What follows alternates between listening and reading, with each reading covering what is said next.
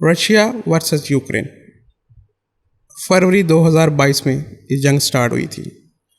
अभी तक इस जंग को गुजरे 3 साल हो चुके हैं और रशिया अभी तक हालत जंग में है। और इस जंग की वजह से जो रशिया पे सैंक्शंस लगी हैं, सैंक्शंस में मतलब वेस्ट की तरफ से उस पर पाबंदियाँ लगा दी गई हैं। और पाबंदियाँ क्या हैं कि mother of all sanctions means कि वो दुनिया में कहीं भी ट्रेड नहीं कर सकता, मतलब इन कंट्रीज़ के अंदर जो वेस्ट है ख़ास तौर के ऊपर। आगे फर्दर हम बात करेंगे कि वो कहाँ पे ट्रेड कर रहा है, लेकिन इन मेजर कंट्रीज़ के अंदर वो ट्रेड नहीं कर सकता, जिसके अंदर पूरा यूरोप है, इंग्लैंड है, अमेरिका है, कनाडा है और भी ममालिक हैं जिनमें वो अपनी ट्रेड नहीं कर सकता। इवन कि उनकी एयरलाइंस को भी वहाँ पे बैन कर दिया गया है। और उनके जो बैंक्स हैं, यानी कि वहाँ पे जो उनके बैंक्स काम कर रहे थे रशिया के, उनको भी सील कर दिया गया है। इसके बावजूद भी रशिया ने सरवाइव किया है 3 सालों में। अब वो जो सरवाइव किया है, क्या आया वो तरक्की कर रहा है मुल्क, या फिर वो जवाल की तरफ जा रहा है? आज बैठा ही मैं यही सोच रहा था यार, रशिया जो है वो 3 साल से इतने हैवी सैंक्शन पाबंदियों के बावजूद भी अगर वो सरवाइव कर रहा है तो कैसे कर रहा है? कि जो अभी तक स्ट्रेटजीज रशिया ने बनाई हुई हैं वो भाई मेरी भी सोच से भाई बालातर है। भाई मैं खुद हैरान हूँ कि यार आने वाले वक्त में रशिया सुपर पावर बनने जा रहा है। मैं यहाँ तक कह सकता हूँ कि आने वाले वक्त में रशिया सुपर पावर बनने जा रहा है। वेस्ट मीडिया जिसमें BBC है, CNN है, वहाँ पे बहुत बहुत बड़े एनालिसिस्ट बैठे हुए ये बात बोल रहे थे कि रशिया की इकोनॉमी कोलैप्स कर जाएगी, तबाह बर्बादी की तरफ रशिया चला जाएगा, क्योंकि इतने हैवी जो सैंक्शंस उस पर लगे हैं उसके बाद रशिया सर्वाइव नहीं कर सकता। भाई ये बात जब इंसान सोचता है कि इतने बड़े हैवी जो एनालिस्ट बैठे हुए हैं वहाँ पे, भाई हमारे जैसे एनालिस्ट नहीं है भाई, वो है वाकई एनालिस्ट हैं जो वाकई एनालिसिस करते हैं भाई चीज़ों के ऊपर, भाई उसको रशिया ने गलत साबित किया है। सबसे पहले अगर हम देखें रशिया की इकोनॉमी, रशिया का जो GDP है वो 2024 में 3.8% है भाई, यानी कि पिछले सालों से काफ़ी हद तक बेहतर जा रहा है। और कुछ रिपोर्ट्स में 4.1 भी बताया गया है, लेकिन जो IMF की रिपोर्ट है मैंने उसके मुताबिक जो है वो आपको बता रहा हूँ, लेकिन काफ़ी और भी रिपोर्ट्स थी जिसमें 4.1 भी उसका GDP बताया जा रहा है।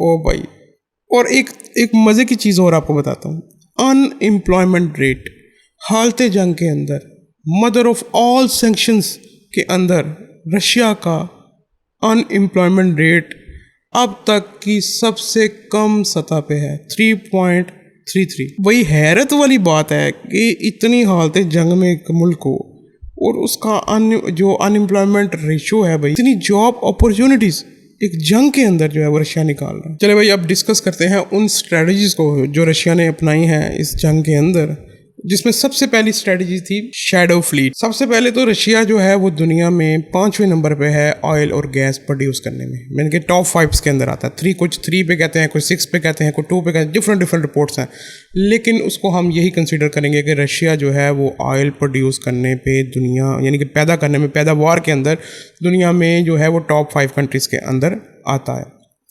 अब जैसा ही कि ये सैंक्शन लगती हैं, मतलब ऑफ ऑल सैंक्शंस जिसमें बात कर रहा हूँ, कि वेस्ट ने भी कहा जी हम इनसे अब गैस और वो जो चीज़ें हैं वो हम नहीं खरीदेंगे बल्कि उसको कम कर देंगे, ऐसा ही हुआ। और फिर जब सैंक्शन लग जाती हैं आपके ऊपर, आप अपने ऑयल को और जो ये आपका है गैस जो आप प्रोड्यूस कर रहे हो, ये आप अपने दूसरे ममालिक को भाई सेल भी नहीं कर सकते, यानी कि आप एक्सपोर्ट भी नहीं कर सकते। अगर कोई आपसे ट्रेड करेगा उस पर भी सैंक्शन लगा दी जाती हैं। लेकिन इसमें भाई एक मुल्क जो सबसे आगे बढ़ा वो था चाइना। जैसा कि आपको पता है भाई, चाइना जो है वो अमेरिका के थोड़ा बहुत एंटी है, वो आगे बढ़ा, उसने कहा भाई लाओ मुझे दो, ठीक है। अब चाइना ने वो ऑयल लेना शुरू कर दिया, वो तो डायरेक्ट ले रहा है। उसके बाद इंडिया एक मेजर जो था वो बायर है रशिया का, उसने भी जो था उसने कहा लाओ भाई मुझे भी बेचना शुरू कर दो। अब दूसरे ममालिक, वेस्ट के ममालिक जो लेना चाहते हैं अपने लोगों के लिए, लेकिन वो डायरेक्ट आपसे नहीं ख़रीद सकते, यानी कि डायरेक्ट रशिया से नहीं ले सकते, वो कैसे लेंगे भाई? वहाँ पे स्ट्रेटजी यूज़ की गई जिसका नाम है शैडो फ्लीट। अब ये शैडो फ्लीट क्या है?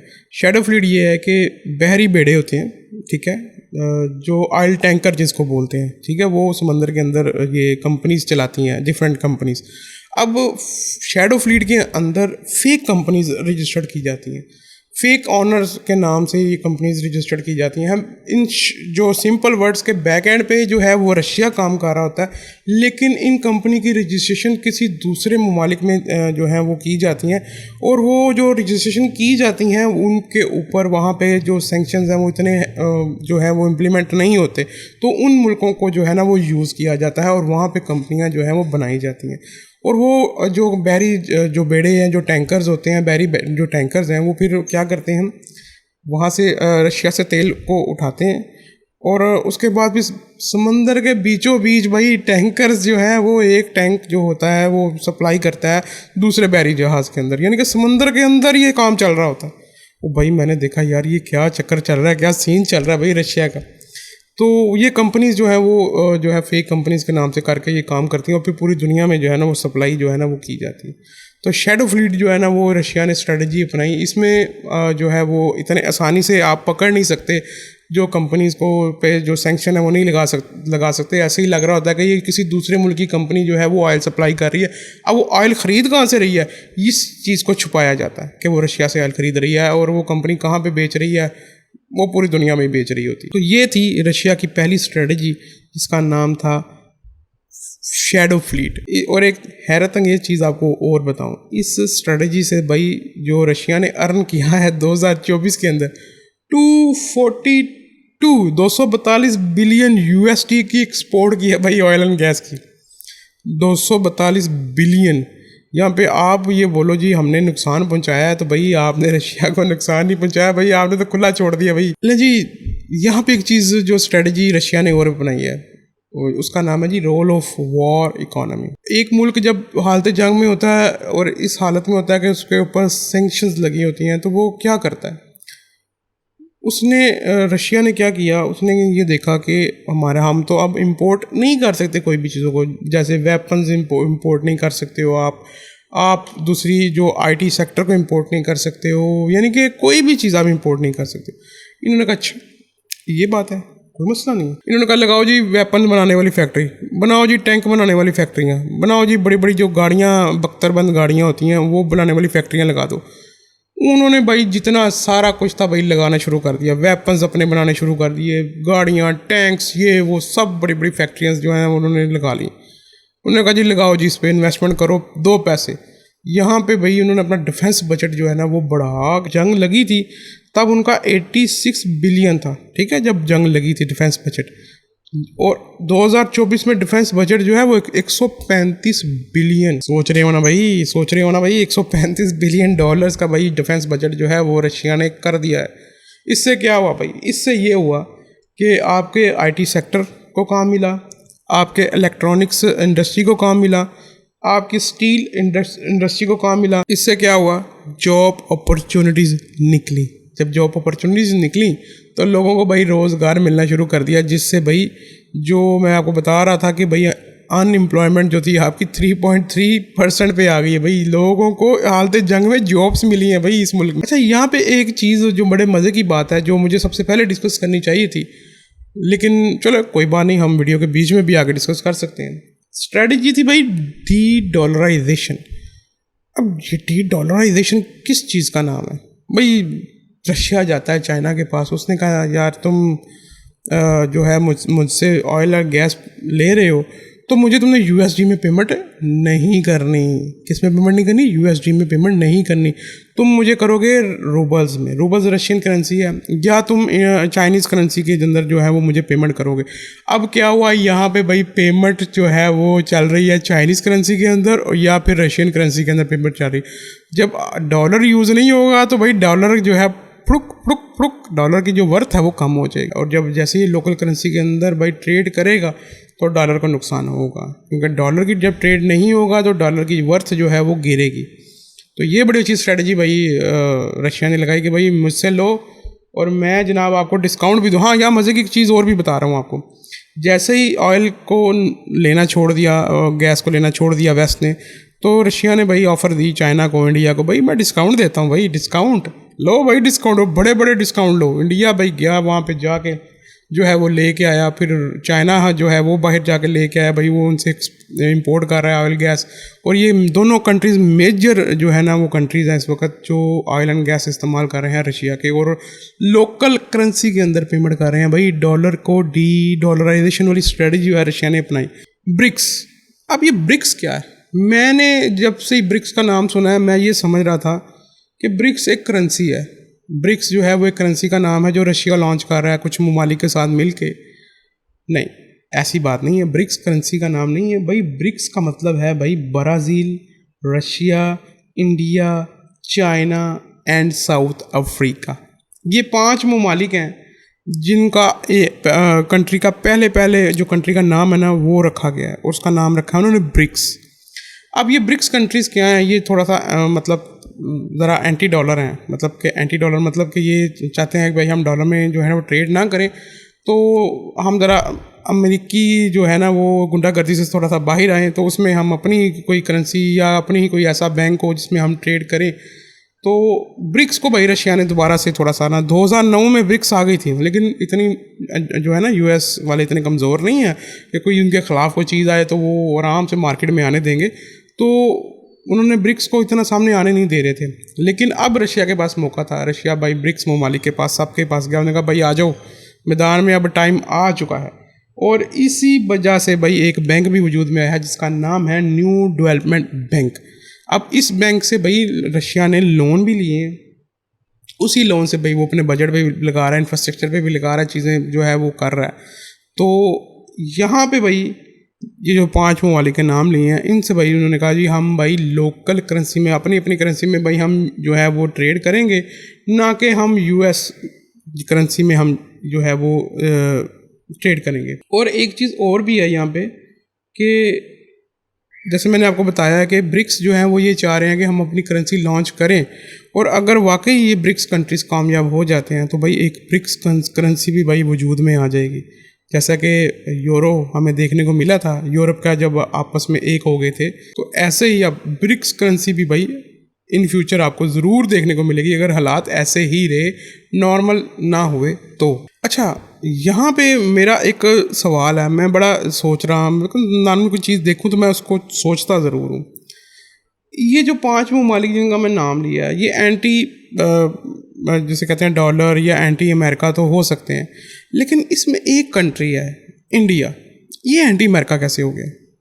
हालांकि जो ट्रम्प है वो ये कहता है जी मोदी मेरा दोस्त है, मोदी मेरा ये है, मोदी वो है, नाम लेके उसको जो है मुखातब करता है अपनी स्पीच में। ये एक छोटी बात नहीं होती, एक बहुत बड़ी बात होती है कि एक अमेरिका का जो प्रेसिडेंट है वो किसी दूसरे प्रेसिडेंट का नाम लेके भाई वो जो है ना मुखातिब करके ऐसी बातें करता है। तो मेरे नज़दीक ये कोई छोटी बात नहीं है कि वो इतने बड़े जो है वो लेवल पे उसका नाम लेता है कि तुम मेरे दोस्त हो, ऐसी बात वो करता है। तो आया मुझे इंडिया की जो फॉरेन पॉलिसी है यार ये समझ नहीं आ रही। आपने मुझे भाई कमेंट सेक्शन में बताना है कि ब्रिक्स के अंदर भी इंडिया बैठा हुआ है और वहाँ पे अमेरिका के साथ भी बैठा हुआ है। वो ऐसी कौन सी फॉरेन पॉलिसी भाई इंडिया ने अपनाई हुई है? मैं दाद दूंगा भाई उनके जो फॉरेन पॉलिसी को बनाने वाले हैं कि वो उनके एंटी भी बैठ रहे हैं, उनके साथ ट्रेड भी कर रहे हैं। मतलब समझ से बाहर है कि ऐसी कौन सी पॉलिसी है जो इंडिया ने बनाई है कि वो अमेरिका के साथ भी बैठ जाता है, वो रशिया के साथ भी बैठ जाता है, जिससे अमेरिका को मसला भी नहीं होता। अमेरिका बोलता भी नहीं है इस चीज़ के ऊपर, या तो हो ना अमेरिका बात करे यार ये जो है वो दोस्त कहता है इसको, उधर से रशिया भी दोस्त कहता है इसको। तो भाई ऐसी कौन सी फॉरेन पॉलिसी है जो भाई इंडिया ने निकाली है? तो इस पर आपने मुझे कमेंट पे बताना है कि फॉरेन पॉलिसीज़ जो बनाई हैं वो कैसी बनाई हैं भाई, किस तरह से बनाई हैं भाई, ये जो आपने कमेंट सेक्शन में देना है। किसी भी मुल्क के अंदर जब जंग लगती है ना तो लोग स्पेंडिंग करना छोड़ देते हैं। स्पेंडिंग से मतलब लोग सेव करना लग जाते हैं, यार मुल्क की हालात क्या हो जाएंगे, कहीं रशिया डिफ़ॉल्ट कर गया तो हमारे पास पैसे नहीं बचेंगे। लोग सेविंग करते हैं, मतलब अपने जो एसेट्स हैं या अपने पैसे को भाई वो मार्केट में ला के यूज़ नहीं करते। तो एक ये बड़ा चैलेंज था रशिया के लिए कि लोग अगर स्पेंडिंग करना छोड़ेंगे तो हमारी इंडस्ट्रीज़ बंद होना शुरू हो जाएंगी। जब इंडस्ट्रीज़ बंद होंगी तो भाई टैक्स की इनकम जो टैक्स कलेक्शन है ऑटोमेटिकली ख़त्म हो जाएगी। जब टैक्स कलेक्शन नहीं होगी तो लाजमी बात है भाई गवर्नमेंट जो है वो कोलैप्स कर जाएगी। तो रशिया ने क्या किया, रशिया ने भाई ये किया कि लोगों को भाई रिलीफ देना शुरू कर दिया, बड़े बड़े रिलीफ दिए। ये बात जो थी वो अमेरिका को भी पता था कि अब जंग में है तो हम लोगों को कुछ इस तरह से उकसाएं कि भाई वो खर्च ना करें।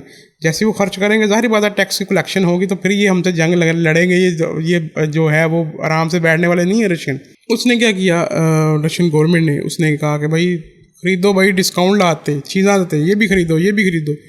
पहले तो ज़ाहिर बात है लोग डरे होंगे, फिर आहिस्ता आहिस्ता स्पेंडिंग करनी शुरू की होगी। फिर उनका फिर जिसे कहते हैं कि भाई जिगरा आ गया, भाई नहीं तो गवर्नमेंट तो कहीं भी नहीं जा रही, गवर्नमेंट तो इधर ही है। इतनी स्पेंडिंग हुई भाई। टैक्स कलेक्शन जो है ना वो अब पहले से भी ज़्यादा जो है ना वर्षा टैक्स कलेक्शन जो है ना वो कर रहा है।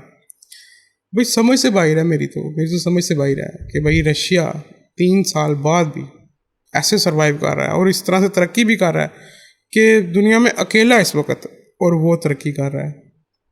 भाई ये होती हैं कौमें, इनको देख के भाई हमें भी कुछ जो है ना वो सबक हासिल करना चाहिए कि एक कौम बनने के लिए आपको क्या करना पड़ता है। भाई वो एक काम है जी मेहनत आपको मेहनत करनी पड़ती है। और सबसे बढ़ के भाई होती है गवर्नमेंट।